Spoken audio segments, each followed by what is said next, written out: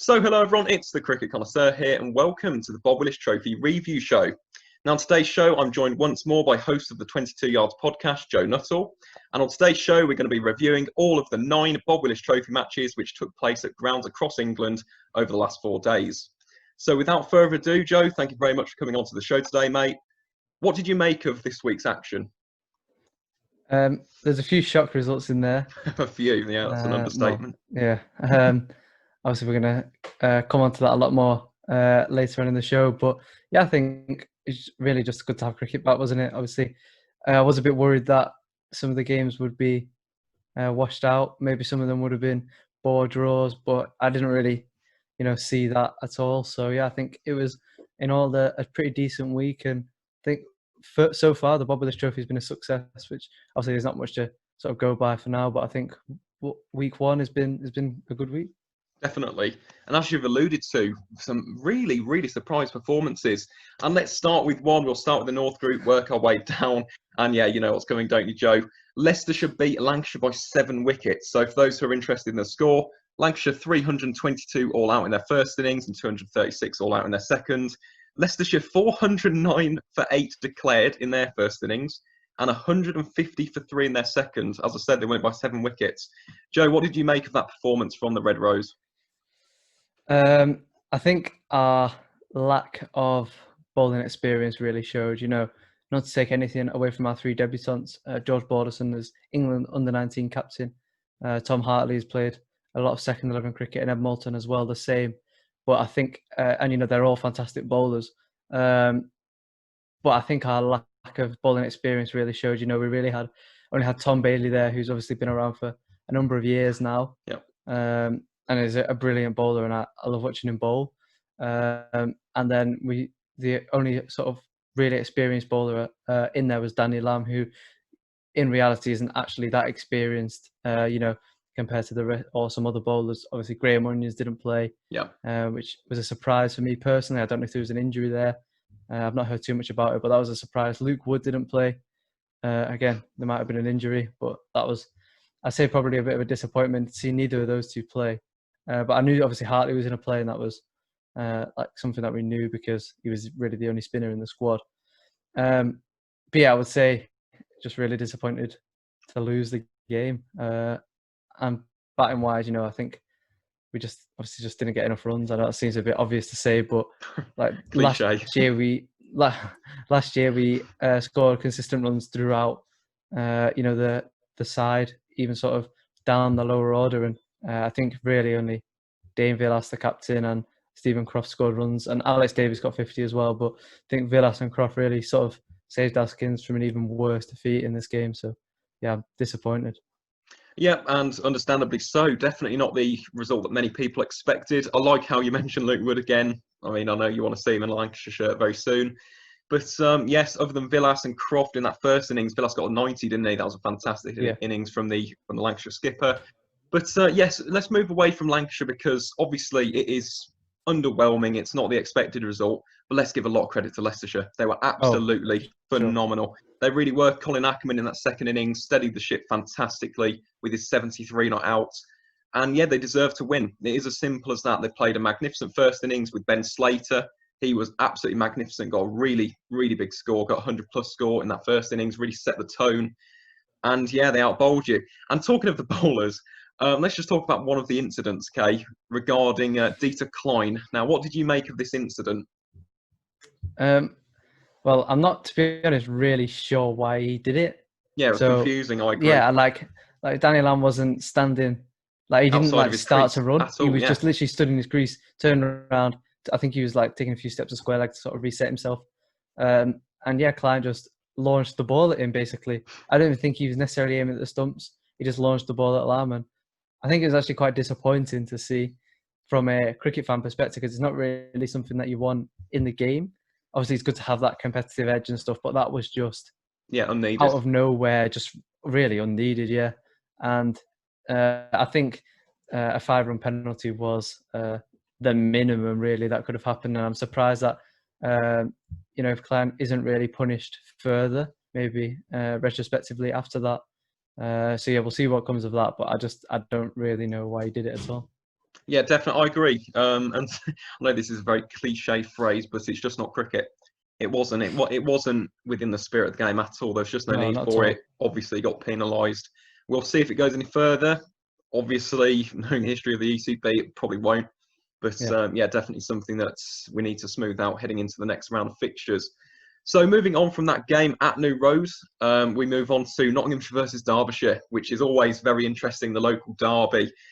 Just to give you the score from that match, this was a real surprise. I think this could arguably be the upset of the entire round. Derbyshire won by 3 wickets on the penultimate ball of the game. They won it with 1 ball to spare, chasing a record 365 runs. So first things first, Joe, what did you make of that game and who really stood out for you on both sides during that match? I mean, what a game! You know, Yeah, brilliant. I it was just completely agree. incredible. That is why cricket is so good. You know, some people say, "Oh, it's boring because it lasts for 4 days." Well, the 4 days That's have built why. up to Yeah, that. that is Yeah, why. exactly. But yeah, I think the people who really stood out to me, firstly for Nottinghamshire, was Hasib Hamid with the bat. Definitely. You know, twin half centuries for him. Obviously, would have been good to see him go on and get 100, but you know, he's now got what 350s in. I don't know how many innings, like 4 or 5 innings for Notts, which is, you know, really, really good to see. And I feel like he's starting to find his feet again. Definitely, yeah. And obviously, being a Lancashire fan, and he sort of come through our ranks, it's so disappointing to see him leave. And you know, I mentioned it on the preview show that, you know, I really wished he would have stayed and maybe gone on loan for a year. But you know, to see him get runs at Notts is actually really, really pleasing. I still follow him closely, so yeah, I'm pleased that he got runs and he stood out. And then I think Finn Hudson-Prentice as well, Yes, definitely. with a match-winning knock effectively for Derbyshire. And you know, Billy Godderman, I think did he get 71? Am I right in saying that? In I think he the got, second innings, he got more yeah, than that. He got 86. Yeah, 86. even Well, there you better go. from the Derbyshire skipper. There you go. Well, I was a bit low there, but yeah, I mean, it's brilliant from him, and he really set the tone. And then Finn Hudson-Prentice, just phenomenal, wasn't he? 91 Yeah, not out, obviously. Unlucky not to get the 100. It wasn't through fault of his own, just because they scored the runs. So, you know, what a player he is starting to be. And Lewis Deploy as well got 100, definitely, yeah. which was, you know, a really, really positive innings from him. And he brought it up with a good 6 as well. So yeah, I think those 3 really stood out for me. In typical Deploy fashion, getting it in style. Exactly.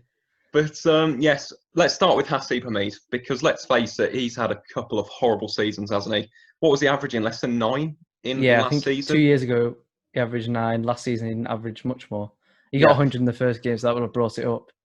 but But still, apart it from, wasn't yeah, consistent. no, He not at wasn't the all. Hasib Hamid that we saw in 2016 in an England Not at shirt, all. for example. No. So, for me and for you, I suppose, Joe, as well, as a Lancashire player, he was ex-Lancashire, it was great to see him in the runs. He looked good in the warm-up games as well, in the friendlies at Trent Bridge, looked brilliant in this game. He's beginning to show shades of the old Hamid, and that's exactly what we want to see. Whether or not an England call-up is anywhere near, obviously, England have got Sibley, Burns pretty much dominating the top of the order, but yeah, Hasib Hamid, really, really good. In fact, let's just focus in on that, because I did mention that England have got quite a strong top order. We've got Crawley now, who can operate at 3, Denley as well. Do you think that this Bob Willis Trophy could be used as a platform for Hasib Hamid to kick on to play in an England shirt again? Yeah, for sure. I think the first step for Hasib would definitely be to get a Lions call up. Obviously, he sort of skipped that step, didn't he? And went straight into the full England setup and really performed well out in India. But I think he needs to maybe just take a step back from going straight to England, get a Lions call up, and then from there, you know, who knows? Obviously, the Lions is going to be a bit of an interesting thing, you know, with the pandemic and stuff. You know, who knows what fixtures are going to be happening when. So I think Hasib has just got to keep scoring runs, and at the end of the day, that's all they can do. You know, and if he gets 200 or 300s in this competition, which the way he's batting, he really does look like he will. And that's at least that's all he can do really. And from there, I guess it's out of his control. Definitely, and yeah, it's what we as county fans in particular, everyone used to love Hamid. He was this new kid on the block, has bags of potential, still got all that potential as well. We just need to see him utilise it correctly. And yes, I'm guessing you wish him the best of luck as well, Joe, because I certainly do. Yeah. And yes, let's also talk about Finn. Finn has been on the podcast, so big up Finn Hudson-Prentice. He was absolutely incredible in this match. 91 from 169 deliveries, really up the tempo when Derbyshire needed it. And yes, thoroughly deserved the win, didn't they? And in fantastic style. The penultimate ball, just incredible. I believe it was Michael Cohen. He hit the winning 2 from Jake Ball at the end. But yeah, absolutely incredible from Derbyshire. Anything to just add to that, Joe? Any final words on that game? No, I just think it was an incredible game. Yeah, definitely. Probably summed it up. Yeah, I think it was an incredible game. Yep, I agree. And as I said, definitely the upset for me. I did not expect that from the Falcons, but yeah, they completely smashed it. And moving on to the third and final one, maybe not as exciting a game as that game at Trent Bridge, but Durham versus Yorkshire. So this was slightly rain affected on day one. Yorkshire obviously came out on top. They won that by 6 wickets. It wasn't really a high scoring game, was it? I believe Durham got 266, but then all the other ones were in the hundreds. What did you make of the game as a whole at the Riverside? I mean, yeah, it was just a pretty standard game, really, wasn't it? It was a low-scoring affair. There's not really much to say. It was a low-scoring affair. I'm sure there was a crowd, and that might have added a different dimension. But yeah, I mean, at times it maybe looked like Durham may get a draw. But they sort of had a little collapse with the bat. And yeah, I think, to be honest, Yorkshire outplayed them in all departments. Definitely. Ben Code bowled really, really well. And also Darren Milan got runs on his his official Yorkshire debut. So maybe there's a chance for him to get back into the England squad. That ship's probably sailed now, but, you know, I mean, he's done exactly what Yorkshire would have wanted and got runs. So, yeah, I think it's probably a bit of I would say is the least exciting game in the whole week. But, arguably, yeah. Yeah, but still, you know, it's a game of cricket, isn't it? And fair play to Yorkshire, they just outplayed Durham. Oh yeah, definitely. It was just a case of a golfing class, wasn't it? Realistically, yeah, Yorkshire sure. Obviously a very, very strong county championship side. They've got the pedigree as well, haven't they?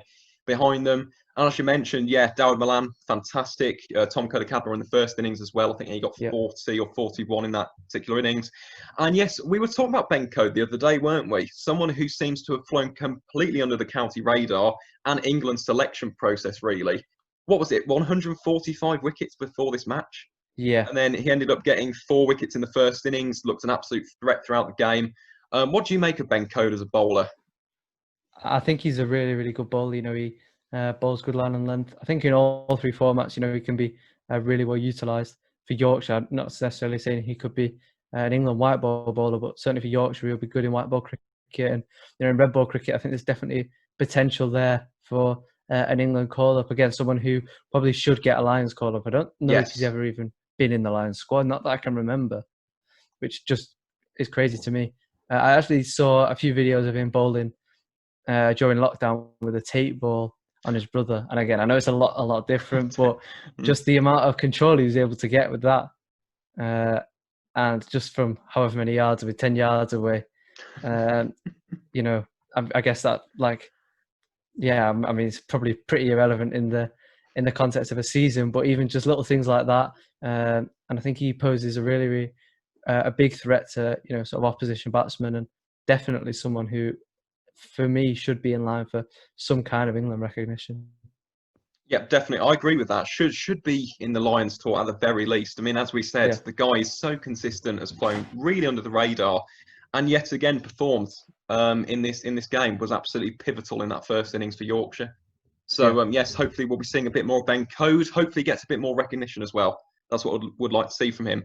And then on the opposite side, let's also talk about Jack Shutt, because Jack Shutt was someone who you mentioned on the podcast, wasn't it, Joe? What did you make of his performance in this game? Now, fair enough, it wasn't really turning at the Riverside, but what did you make of his performance in this particular game? Yeah, I think, you know, again, he's a good young spinner. And I think, I mean, what is he? He can't be that. I think he's 17, maybe a little bit older. Might be a little bit, or might be a bit off there. But, you know, he's a good young spinner. I don't know his exact figures throughout the whole match. But again, he bowled well. And again, definitely someone to bring them to keep an eye on. You know, should probably, again, in the future be rewarded with, or potentially be rewarded with, some Lions recognition. And then, you know, who knows? I mean, England have got, again, similar to fast bowlers, quite a number of good young spinners. I mean, Verdi is one who we'll talk about isn't him even soon. in the squad. exactly. And Jack Shutt as well, maybe could one day show his potential. And I mentioned him making his T20 debut in the Roses match, and last season, and bowling to Maxwell in his first over, and he got hammered down the ground for 4 in one of his first balls, and that could maybe knock some players' confidence. But I think he seems to have sort of taken everything on board, and obviously he will have stalled, with lockdown and everything, and his progress might have stalled a little bit. But yeah, I think he bowled well. I'm going to be honest, in this one for me, in this particular game, I do think very highly of Jack Shutt, especially in white ball cricket.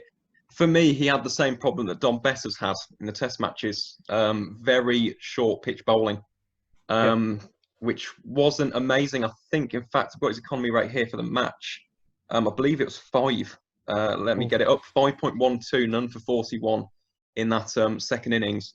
So yeah, again, the one thing that I will say with Jack Shutt, same thing with Dom Bess, just needs to work the control into it. That's all that's missing, okay? He did get a bit of turn. Fair enough, it wasn't a really spin-conducive surface either. If you look at the wickets, the majority were fast bowlers taking wickets. So I don't really blame him for it, but obviously I just wanted to bring that up because, again, he's a young spinner. Give him time, have some patience. Showed some promise, but, again, just needs to work on that control and accuracy, I think. But, yes, final word on that one. Let's talk a little bit about Chris Rushworth. Hit a fantastic milestone, 500 first-class wickets. How would you describe his career for Durham, Joe?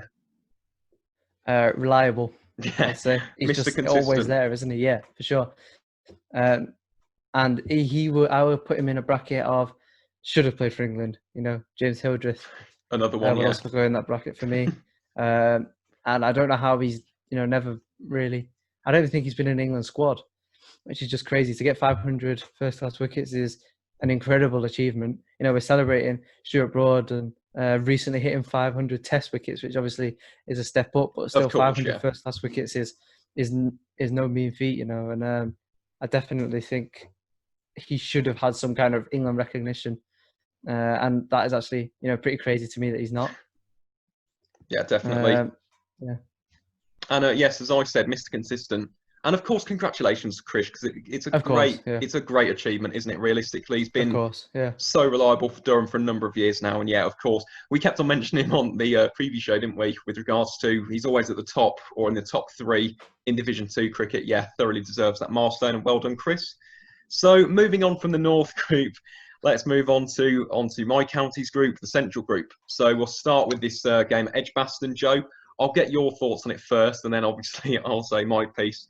But what did you make of the game between Warwickshire and Northamptonshire at Edgbaston, which obviously ended in a draw somehow? Well, as far as draws go, I would say that's a pretty exciting one.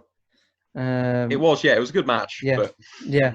I mean, quite a few Northampton players got runs. Rossington obviously got 135. Not out in the second innings. Yep. And Luke Proctor 112, I think, not out. It might have been 113 not out. And those two really saved the game for Northants.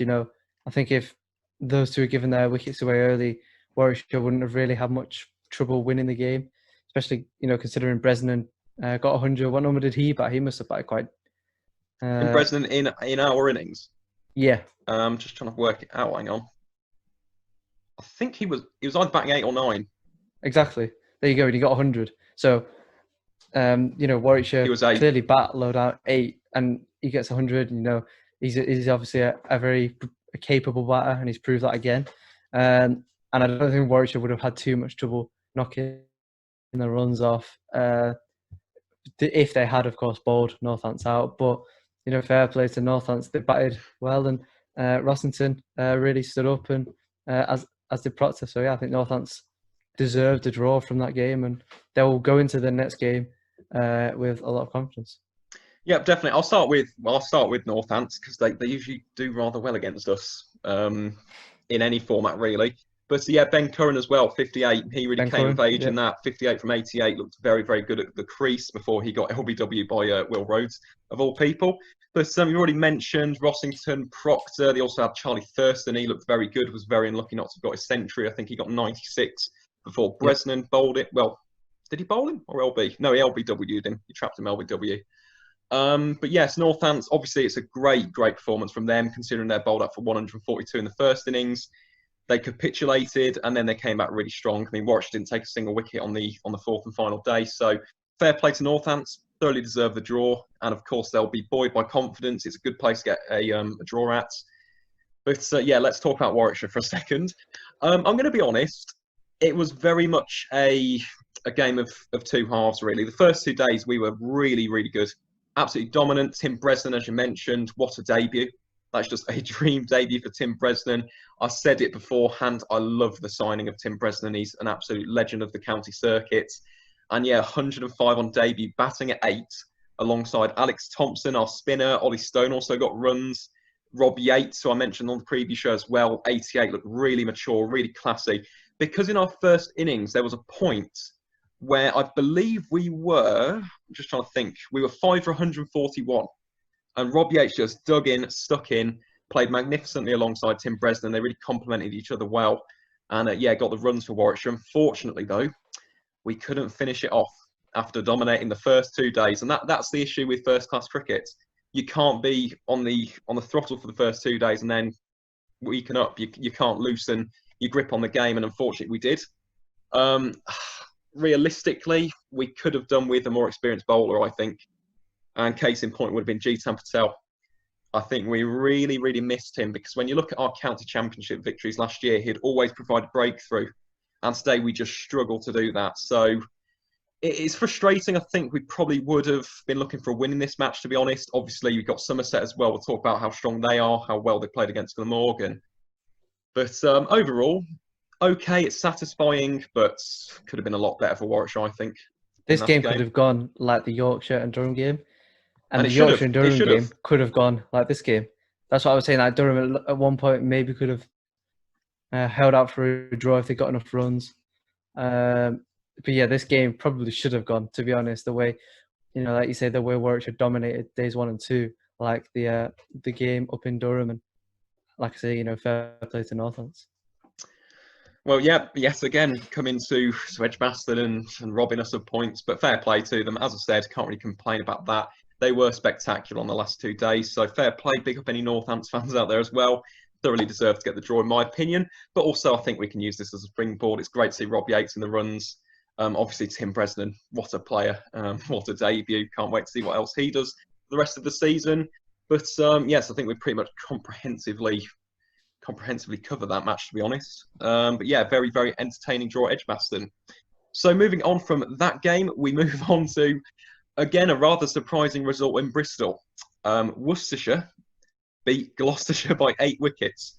And it only took them 26.1 overs to chase down their 113-run target. So, Joe, what did you make of this particular match? This is, we predicted Worcestershire to, both of us said we both thought Worcestershire would finish bottom of this group and they're top. Yeah, it's only been 1 round. Let's not get ahead of ourselves. Of course, yeah. But Gloucestershire, a team who would have been, obviously it's been a long time since red ball cricket was last played, but virtually almost a year now, isn't it? But the last game Gloucestershire played, they were promoted off the back of it. Or the last official game they played. So I think they would have been pretty confident. Obviously Gloucestershire have a really, really strong side. And I think they would have done well in Division 1 this season if it had been like a normal season. But Worcestershire came out and performed really, really well in this game. Yeah, definitely. I mean, obviously there is that Warwickshire-Worcestershire rivalry here, but fair play to Worcestershire. They thoroughly deserve that. We mentioned a couple of key players in our preview show, actually, didn't we, on your podcast, Joe? Chris Dent, yet again, in the runs for Gloucestershire. As I said, just an absolute run magnet. He just seems to churn out runs consistently, season in, season out. Another one who we mentioned, Charlie Morris. Now, I only quickly touched upon him in our preview show, but he showed real maturity and real control. He was causing all sorts of problems for the Gloucestershire batsmen. Took figures of 452 in the first innings. Really put them on the back foot, really. So fair play to Worcestershire. They're absolutely fantastic. And in addition to that, I just want to give a special mention to someone who has not struggled so much, but I think has potentially underachieved given how good a player he could be. And that's Brett D'Oliveira. Now, he got 91 outs from 104 deliveries. He's someone who I think hasn't really kicked on in red ball cricket as much as I would have wanted him to. But he was absolutely spectacular. Played a magnificent anchor role. As I said, so mature. Also just sprinkled in these little bits of dynamism here and there. Just a really entertaining innings from him. Obviously, couldn't get the 3 figures, but that was because they declared. The 120 overall. That's why. Well, technically a declaration. Yeah, normal one. That's what it's classed as, isn't it? Yeah, we'll call it a declaration for the purposes. But yes, the new rule suggests that after 120 overs in your first innings. But yes, he was magnificent. And of course, we have to mention this guy. Someone who we also mentioned on your podcast, Joe, Daryl Mitchell. Again, incredible in the first innings, 80. What did you make of his performance in this particular match? I would probably compare Daryl Mitchell to a fine wine, Ages well. Exactly. And, he just consistency every single season, isn't it? Obviously, he's going to have a lot. He would have had a lot on his hands being the chairman of the PCA. Prior to the season starting, he probably would have had a complete whole host of other different things to think about. Definitely. Other than his own game. And fair play to him. He's come out and scored runs. And, I think he's just, like I say, is like a fine wine. He just ages and, gets better every single time. I think, and he's still, a great player in all 3 formats. I think he's very underrated in T20 cricket. Plays a different role. He's utilised more with the ball. But I think, he's just a brilliant player and a very valuable member of that Worcestershire squad. Yeah, 100%. Completely agree with that. I think he also took a wicket in this match as well. Yeah. So fair play to Daryl Mitchell. But yeah, 8 in the first innings, had a fantastic opening partnership with Jake Libby, the new signing from Nottinghamshire. But yes, a commanding victory. Not one, I'm going to say it, I didn't expect it. I thought Gloucestershire would have put a much better performance. Yeah. Credit where credit's due. Worcestershire were absolutely phenomenal. Sure. Any Pears fans out there, fair enough. Thoroughly deserved. Really was. It was absolutely fantastic from Worcestershire. So moving on to the third and final match in the Central Group, the most one-sided one, I think we can all agree in this entire first round. Somerset versus Glamorgan, just to let everyone know the scores.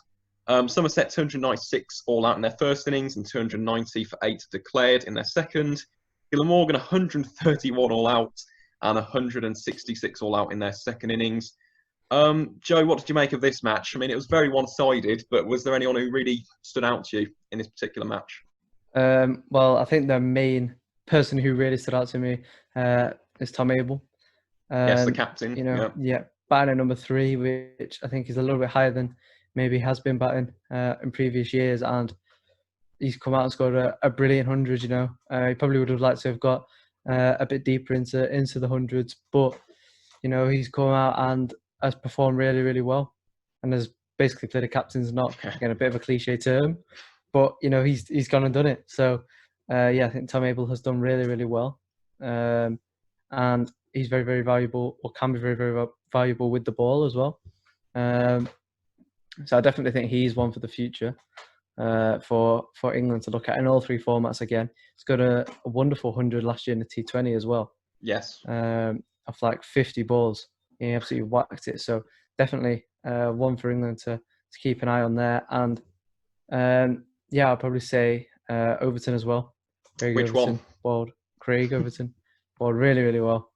And I was watching the early part of Glamorgan's first innings on Sunday morning. Or it might have been Saturday morning. Whenever their first innings was. I think it was Saturday morning. And I just kept seeing them nick off, and every single one it's off the third slip, apart from one of the openers. And I just think that shows.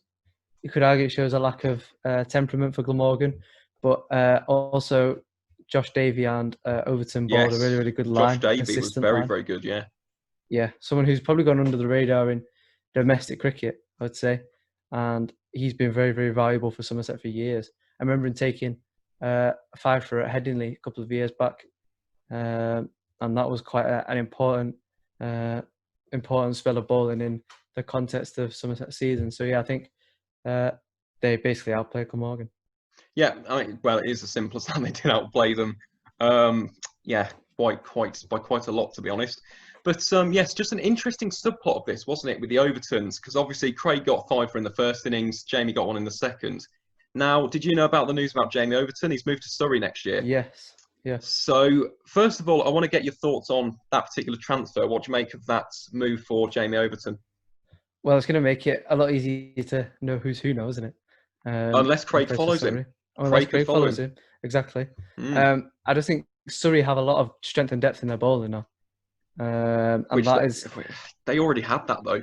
exactly. They just seem to purchase They everyone. just seem to buy everyone who is doing well. I think Jamie has sort of not been as highly rated as his brother, which I think is a shame because it's I think they're both obviously both very, very talented cricketers. Craig obviously have more England experience, but it's good to see them both getting fifers. And yeah, I think that's an interesting move. And like you say, we'll see if Craig follows him. But yeah, Surrey just have a lot of strength and depth now, don't they, in their bowling, in their seam bowling attack, and a lot of money as well. Let's not forget that. Well. They are the richest club, aren't they, in terms of revenue? But I just found that really quite an interesting subplot of the game. Yeah. And not only that, you see, if Overton does go, Craig Overton as well, Somerset could really be struggling because that leaves Somerset reeling, doesn't it? Well, you look at them. You look at those two in particular. I believe between them they got 14 of the 20 wickets. Let me just check that actually. Yes, I'm spot on there. They got 14 out of the 20 wickets that Somerset took. That's huge. So to miss that, and when you think potentially it is still a rumour, but Don Best could also make the move to Warwickshire, which fingers crossed we're still hoping for. Somerset could be pretty much stripped bare in terms of their bowling attack. So very, very interesting that. Yeah, definitely. And where does it come from? That's the key. They're going to have to look at a lot of overseas players. Obviously, the fact that you can have 2 in the Championship next year is going to bolster that. I don't remember who. I think it's Babar Azam was going to be their main overseas player for this year. And Philander was a Kolpak. Philander would have been a Kolpak, yeah. There you go, yeah. So whether or not he comes back, of course, I don't know what's happening with Kolpaks now and whether they can sign at that or just confusing me a little bit. I just know Kolpaks would have been available for this year, so next year I'll see what happens in the winter. But yeah, if Philander can be a Kolpak, obviously then he comes into bolster their bowling attack, and then 2 overseas players, they may look to recruit 2 bowlers to sort of fill the void of the Overtons should they both leave, which of course Jamie is and Craig potentially may. Yeah, exactly. And obviously we'll keep up to date with that because that'll be a very, very interesting move. If it does happen, obviously it's still in the rumour mill. But that would be very, very interesting for Somerset fans next season. Because he has a swap deal as well, potentially. We'll get to that when we cross that bridge, I think. But yeah, that'd be very interesting in the future, wouldn't it? But they do have Tom Lammonby coming through, to be fair to Somerset. So at least they have got people to replace them, but obviously that's going to take time. They're going to be the foundation, aren't they, realistically? And they will need experience. But yes, obviously, transfer rumours aside. Okay, let's go on to Glamorgan, because obviously they missed Marnus, didn't they? Massively. Yeah, for sure. I mean, how do you replace his runs? Australia will find the same problem if he gets injured or something happens and he can't play for Australia. He's one of the people who you can't really replace. They missed his wickets as well. Yeah, his leg spin. A lot of wickets. Yeah, you're right. Obviously doesn't bowl as much in international cricket because Australia have Nathan Lyon who does all the work with the ball in terms of spin. But yeah, for Glamorgan, he bowled quite a lot and was probably, I would say, a genuine all-rounder for them. And they missed his leg spin a lot. And a lot of it, they missed his wickets, they missed his fielding. And yeah, he's one of those people who's hard to replace, isn't he? Definitely. And Craig Brathwaite at the top of the order as well. Massive losses for Glamorgan for this season. But to give them some credit, I thought Chris Cook in particular, the wicketkeeper batsman, their captain as well, got 82 in the second innings. Graham Wagg as well, pretty good all-round performance from him. And to be fair, I mean, they're both at different ends of the spectrum, aren't they, realistically, in terms of where they're at in terms of county cricket. You've got Somerset who were challenging for the title.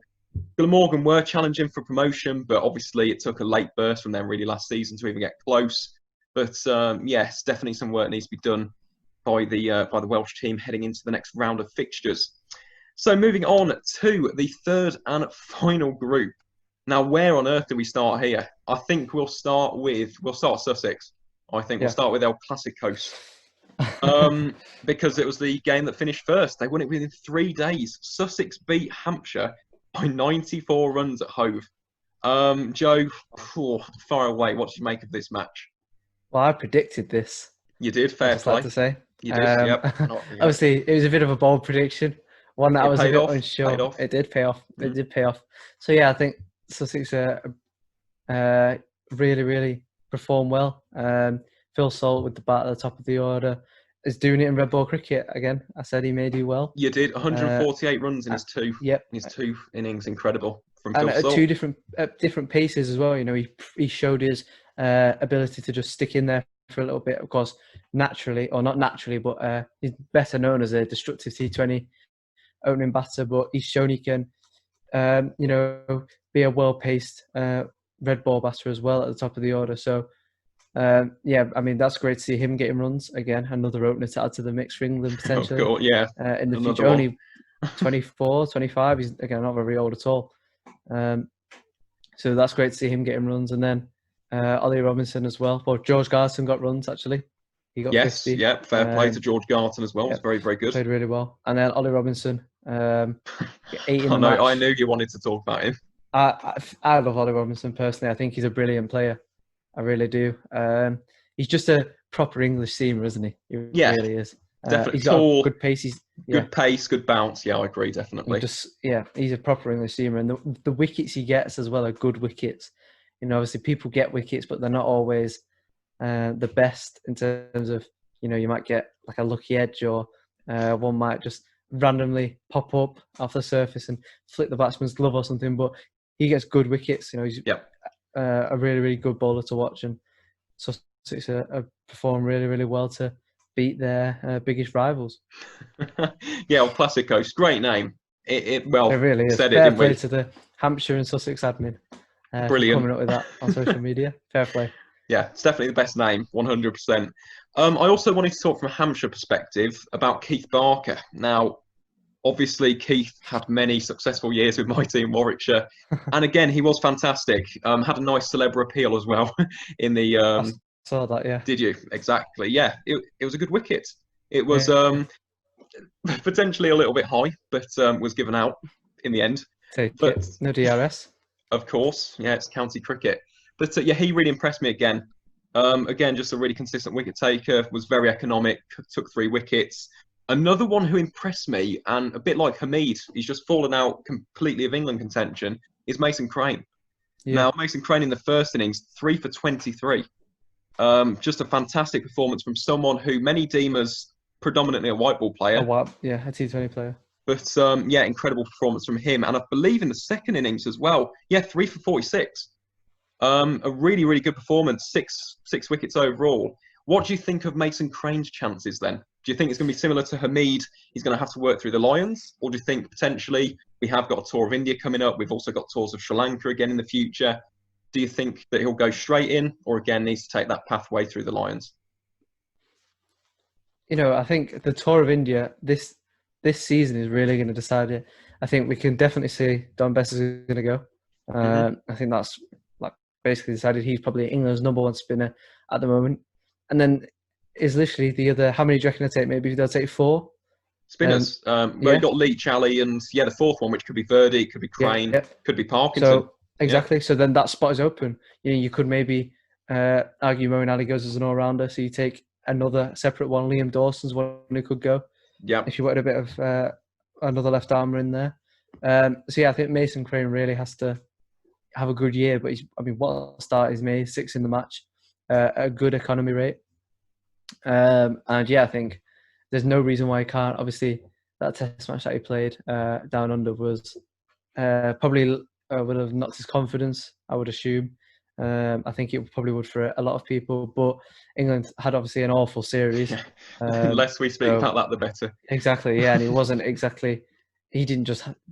just him who played badly. You know, virtually the whole side played badly. So, yeah, I don't see any reason why he can't go. And he's really got to step up to the plate for Hampshire with no Dawson. I like that you've said that. I was just about to bring that point up, funnily enough. He will have to step up massively, because not only without Dawson, they're missing James Vince, obviously, who provides you runs. I know Crane's predominantly a bowler, but I'm talking about in terms of being a what do you call it, spearhead in this team. Yeah, yeah. And in addition to that, they're massively missing Kyle Abbott. Yeah. Massively. What was he taking last year? 71, 72 wickets in the county championship. Like yeah. It's a huge loss. And again, it showed they've got a very inexperienced bowling lineup. And again, Sussex just outbattered them. It is as simple as that. I know that's cliche, but Salt was fantastic. You mentioned George Garson. He got some runs. What did you make of Delray Rawlins? Because Rawlins didn't really get many runs. Again, someone who's predominantly seen as white ball player. Do you think that he has a future in the red ball format potentially? Yeah, I do. I saw him. I didn't see the whole of the innings, but I saw a little bit of his 100 against Lancs at Old Trafford last year. His maiden first-class 100, and he was really, really, really good in that. He's the kind of guy who can bring elements of a white ball innings to a red ball innings. He can play 360 degrees. He can play a little paddle sweeper for spinner if he needs to. And I think it was in the last over of the day on day 2, he hit a massive 6 out of nowhere. Yes, he did. Yeah, right. Crane. I think it was Crane. And he just hit this massive 6 out of nowhere. And obviously, it's disappointing not to see him get runs, but someone who definitely, I'm sure, will get runs this competition, and definitely someone to watch out for with the ball as well. Dangerous spinner. Yeah, good point. Yeah, good point. Yeah. So I think, he's definitely someone to watch out for. Yeah, I agree. The only thing that I will say, let's not completely contain that T20 element of his game. No, but he could just potentially rein it in a bit more. Like in terms of his, 13 from 12 balls? I mean, that's like an ODI strike rate, for example. Yeah, no. Just needs a bit more time he needs to find get that into balance his innings. with Salt. Like I was saying, how Salt's found that balance. Yes, very good point, yeah. T20 attacking and red ball defending. So that's something that Delray could also potentially work on. But yeah, a great player. 100%, yeah, and I agree. And I like that. I like that he's got Phil Salt in there. Phil Salt's obviously done it. Could kind of use him, not as a mentor almost, but kind of use him for inspiration. I think that'd be very, very good because Phil Salt's fantastic. And yes, I do like Delray Rawlins a lot. So hopefully he can get some more runs in this tournament as it progresses. But yes, moving on to a team which we mentioned earlier with regards to the Jamie Overton transfer, and that's Surrey. Now, again, a massive shock, obviously not to Middlesex fans. You would have said that you would have won this. But Middlesex won this match by 190 runs at the Oval, including just a spectacular 192 from Nick Gubbins. What did you make of this match, Joe? I mean, for me, again, up there with the Derbyshire result, massive, massive shock for me personally. But what did you make of it? They eclipsed Surrey, didn't they, really? They did, in the second innings, Yeah, massively. Surrey was blown out of the water. And I think it's really, really good to see Nick Gubbins getting some runs a little bit lower down at number 3. Obviously, I like the fact that Max Holden's opening the batting. He batted in the middle order last year. But I do like him opening the batting. And he looked quite good. He did look quite good, Max Holden. Really got 48, didn't he, in the first innings? He's had comparisons made to Alistair Cook, which not a bad is one, not really, but it's not necessarily something that will do him good because there's a lot to live up to. Yeah, fair enough. But not a bad comparison. Exactly, yeah. There's 2 ways of looking at it. But yeah, Gubbins batted really, really well. I was disappointed. I was listening to the commentary of it, and I was disappointed to hear that he didn't get to his 200. I think that was his first 100 since 2018. I'm pretty sure that's what the figure was. So yeah, and he also got 50 in the second innings as well. Yes, he did. Good. Did you see the way he got out as well, which was hilarious? No, I didn't see. How did he get out in the second innings? He tried to play a little reverse sweep and completely lost his balance. Did a sideways roll. Was that against Moriarty? Yeah. Yeah. It was hilarious. Yes, okay, I did see that. Yeah. Oh my goodness. But yeah, I mean, it's really good to see him getting runs. Yeah, definitely. Again, fantastic. Really, really good from Nick Gubbins. Produced an incredible night, wasn't it? 192. Yeah. Very unfortunate not to have got the double century, but incredible performance from him.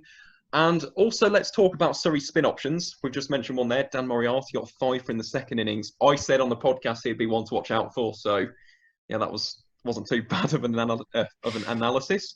And also, Amar Verdi. See, this is something Surrey, obviously, they ended up on the wrong result of this match, but two very, very good young spinners coming through, aren't they, Jay? Yeah, I mean, we've mentioned the spot to India for the England's Test side, and Moriarty. I don't think he's played enough matches to throw his name into the hat yet. Again, someone who could get a Lions call up. But Verdi, definitely could be one of those players. I think it's probably, as we say, between Crane, Parkinson, Verdi. Maybe there's a couple of others who I'm overlooking, but yeah, I think he's a wonderful player, and I know you're a massive fan of him. I am. Yep, of course. Yeah. Love Verdi. And another spin option who hasn't bowled as much as I would have liked him to, but has played a Test match and got runs in this match is Scott Borthwick. With his leg spin. Yeah. He probably in T20 cricket plays, or used to play at least, as more of a bowler. He's about like 9 in his later Durham career and early Surrey career. But I think he's a great batter and a good, maybe a good option for England one day. If he starts performing again, there's no reason why he can't put his name back into the hat. He's played one Test match, and all right, he didn't perform well, as well as he would have liked. But there's no reason why he can't put his name back into the hat. Yep. I mean, again, you've already said it. He looked quite good. It's been quite a strange tournament in that regard, hasn't it? With these ex-England players, and another one, Sam Robson. But for Middlesex, he took 2 wickets, didn't he? He took 2 in 2 balls. He was on a hat trick. In fact, he got Moriarty out. He got him LBW, didn't he? With was it a Yorker or very full either way? Yeah, it was very, very full ball. Very good. That was his second wicket, I think. Yeah. Yeah, I mean, it was quite interesting in that regard. Yeah. Seeing all these former England players perform, obviously they've looked at the Test squad. They want the places back.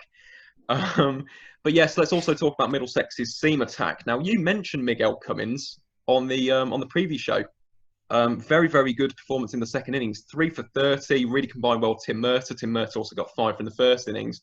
What do you make of Middlesex's seam attack, and how far do you think they can carry them in this particular tournament?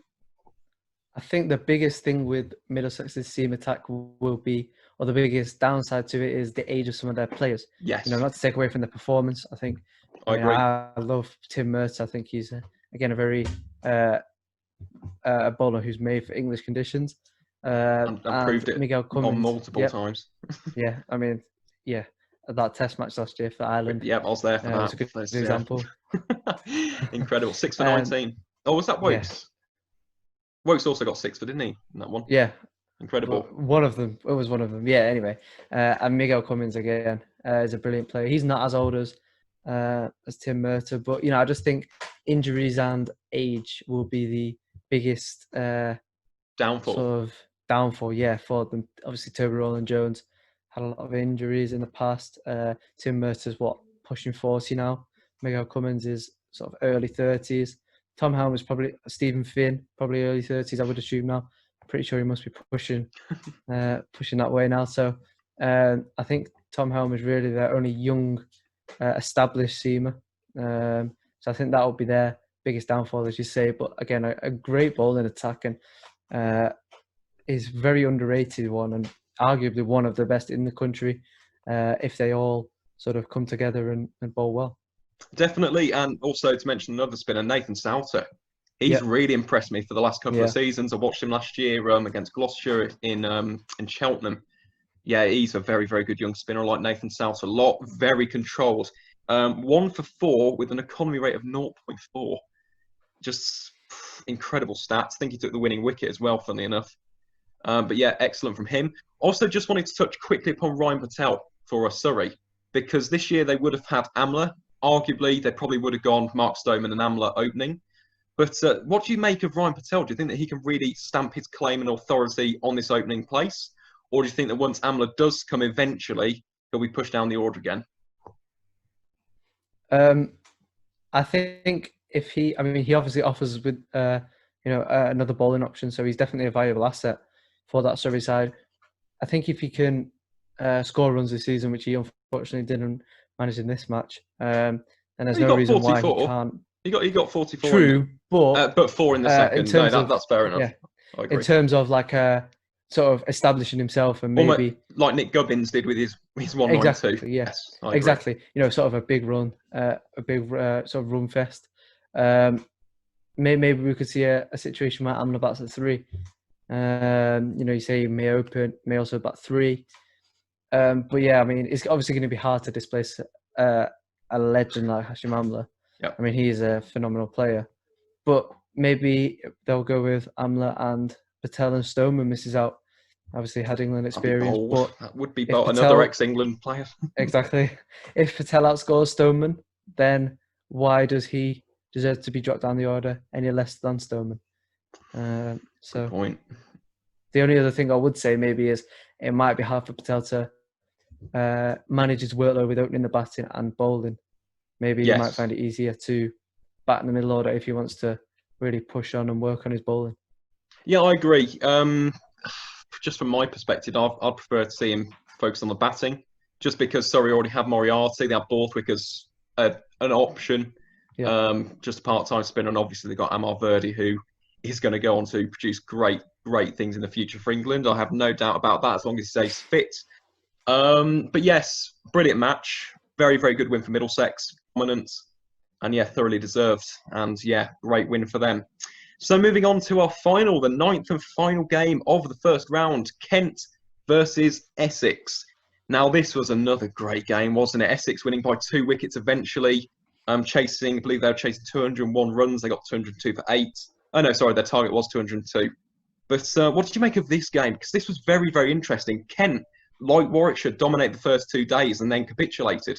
So what did you make of this performance, Joe? Yeah, I think that shows why Essex are county champions. Tenacity. That's how I'd describe them. Yeah. Brilliant. To have the ability to come back from, as you say, a dominating performance from Kent in the first 2 days. I think it was good to see Sir Alistair Cook getting runs. Obviously doesn't play for England anymore, but I still loved it when he gets runs. As do any fans, any England fans love it. Any fans. It's a beautiful sight for any cricket fan, isn't it? Alistair Cook in the runs. But yeah, I mean, like I say, they showed why they're county champions. I think the bowling performance and the second innings from Essex was really, really good. Sam Cook got a few wickets, which was good to see. I think he's a really good up-and-coming bowler. And yeah, I think just a good performance from Essex. And I was watching the end of that whilst watching the ODI, trying to juggle it because it was obviously quite an exciting end. It was a great match. Unfortunately for Kent, they couldn't get over the line. But,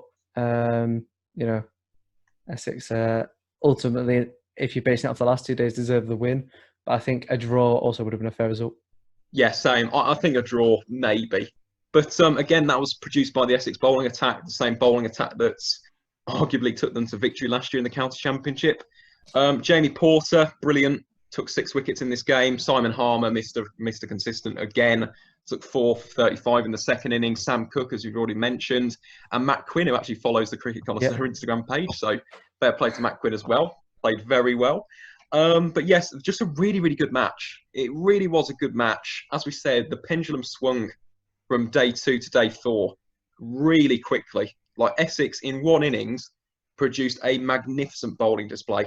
And that completely flipped the game on its head. And as we've already alluded to, Alistair Cook, incredible innings. 66 from 116. Beautiful stuff from Cookie yet again. Classic Alistair Cook innings. It was classy. It was flairful. It was defensive at times and expansive at others. Irresistible. It really was. Great word. Or sumptuous. We could throw the thesaurus out at Alistair Cook and there still wouldn't be a word that describes his batting well enough. But just incredible. What a game. And I said, in fact, we both said on the podcast, we chose different winners, didn't we? I think I chose Essex. You did. I chose Kent. Yeah, and you chose Kent. So, but saying that, it could have gone either way. It was a fantastic performance. And realistically, this is the thing with these 2 teams. They can both take massive positives away. Obviously, Essex have the points. But Kent, if they can harness that potential from the first 2 days and replicate it for all 4 days, they could go very far. They could pip Essex to the top. But obviously, we'll wait and see. But yeah, fantastic match. Really, the hardest thing for Kent now, we'll have it. Sorry to interrupt you. The hardest thing for Kent now will be, they'll have to rely on Essex losing, basically. Yes, good point. Same with the Central Group as well. Somerset will have to somehow drop points from somewhere. The thing with Lancs is we can now go and beat Yorkshire. Hopefully, we win all of our games. So we Bold. just as an example. But yeah, sorry. Anyway, Well, no, we've the grass of Lancashire. If you can't beat Leicestershire, what makes well, you think you're going to beat Yorkshire? we get Livingston, Gleeson, Mahmood, and potentially, if he's fit, Parkinson back. Fair enough. Next I don't know. week, so. I don't know though. It's been a strange tournament. If this continues, I think predictions are just out the window. Yeah, Because we play Leicestershire Durham next week, so anything can happen because it's such a quick turnaround as well. Yeah. Really, really good first round though. I mean, let's just really end was. the show, obviously, with just a sweeping statement. Okay, who was your standout team from the first round? I would probably have to say Somerset for the way that they Dominant. Yeah, just convincingly beat. I mean, there's a few others maybe, Middlesex, Sussex, but I would probably say Somerset for the way that they, as you say, dominated Glamorgan over all 4 days. And yeah, I would say them. I'm going to go with Derbyshire for obvious reasons. That was an incredible performance, just incredible record-breaking chase. Fantastic from Finn Hudson-Prentice. They've got some great young bowlers coming through. Billy Godalming was fantastic. So I'll go with Derbyshire. Honourable mention Leicestershire as well, because there is this perception about the Foxes, and they're almost the bottom feeders in all three formats. And they completely smashed that out the window. They were absolutely magnificent. Hassan Assad, Ben Slater, Colin Ackerman, absolutely fantastic. Callum Parkinson as well. He showed a lot of promise for Leicestershire. So yes, they would probably be an honourable mention for me. And just to wrap up the show now, Joe, have you got anything to plug? Obviously, you got your podcast. Would you also like to plug the Instagram potentially? Yeah. So my Instagram is @nutsy99. Yeah, you can go and follow me. Obviously, check out my links to my podcast and a few of my blogs as well on there. So yeah, feel free to follow me. And thank you again, Aaron, for having me on. Well, no problem, Joe. Again, it's been an absolute pleasure. And for those who have tuned in, thanks always for viewing. And also, just before we do go, remember to subscribe to the channel. I forgot to be doing that at the end of the videos. But yeah, if anyone wants to subscribe, please feel free to do so. And as always, guys, enjoy the rest of your day.